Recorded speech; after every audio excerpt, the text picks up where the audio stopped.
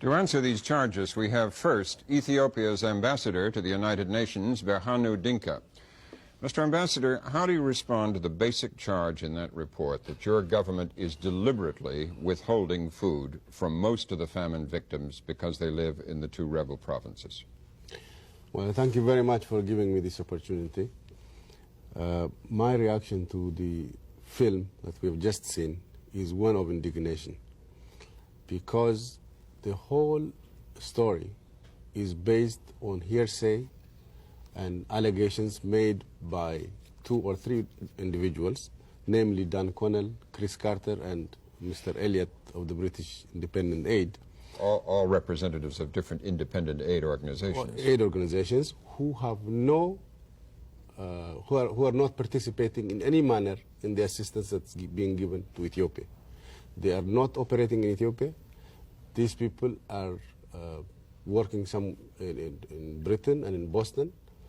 In the case of Mr. Dan Connell and Chris Carter of Grassroots International, they are not operating in Ethiopia. They have not seen what's going on. They have not been there.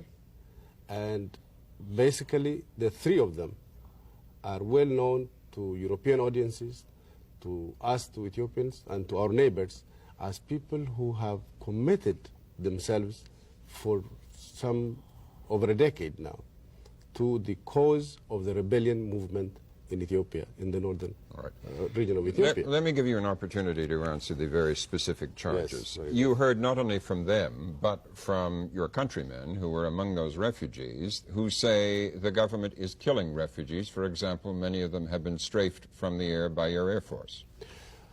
Now, as the commissioner, Ethiopian Commissioner for Relief and Rehabilitation, Mr. Dawit, was saying on this interview, these people who have gone to the Sudan or to other neighboring countries, it's very easy for anybody who wants to put anything into their mouth to coach them.